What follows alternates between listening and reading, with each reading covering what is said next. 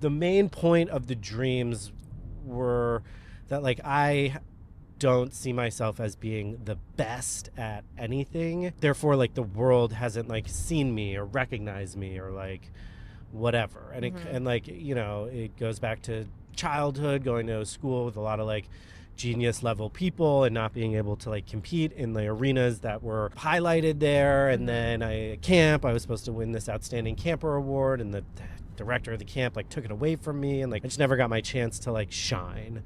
And that's okay. Like, maybe it hasn't happened yet.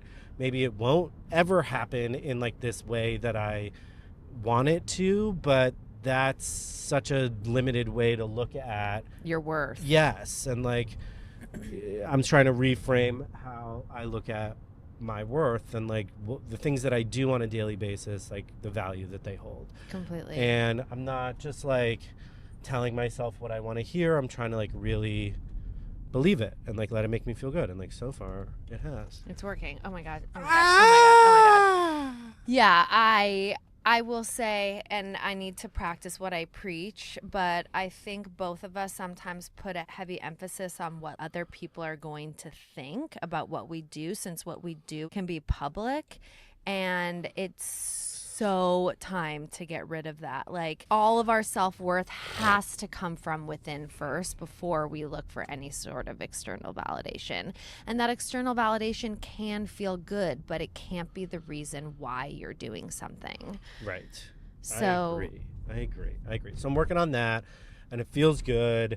And that was what was on my mind and making me, you know, feel good and positive to start the new year.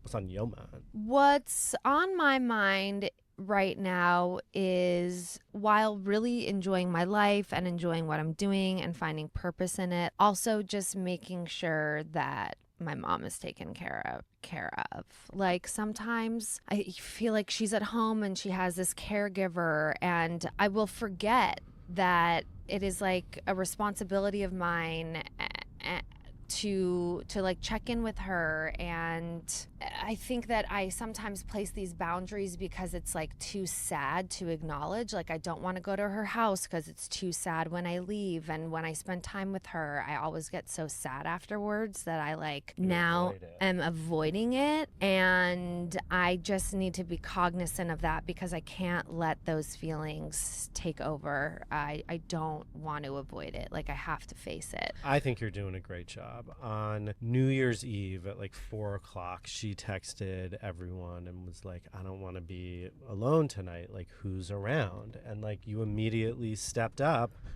and was like, you know, it might not be convenient for you to, like, get her or drop her off the next morning because we had an early flight, but you were like, I just don't want to look back and think that, like, I didn't show up the way like I would want someone to show up for me. Like, this is my mother, right? And no matter how she makes you feel or what's going on with her, you want to keep your, you know, I can't say that word. Conscience clean. It is a really hard word. And I respect that to the fullest. And, like, I got to admit, like, I wasn't dying to, like, you know, do the things we had to do to, like, hang out with her. But once you were like, this is important to me, I was like, I got a great wife. Yeah. Like, this is important to me now too, and let's do it. And it was totally fine, you know. It was. And she, you know, what's hard is that she's, like, pretty quiet in those kind of environments, but I knew that she was so much happier to be there with people than obviously at her house on her own. But I guess what I'm more thinking about is little tasks that she's been asking about that I haven't really done. Like, she loves her garden so much, and I think that it would bring her so much joy if we were to get that back into a better place, and I just, like, haven't done that. So there's just some logistical things that I need to make a priority, like move to the top of my to-do list so that I can kind of forget about it more, if that makes sense. Yeah.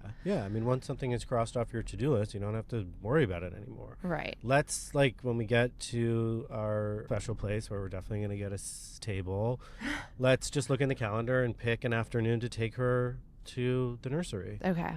Let's do it. Boom. Done. Boom. Done. And we need to find her a new gardener too. Okay. Find that shit. We'll find that shit.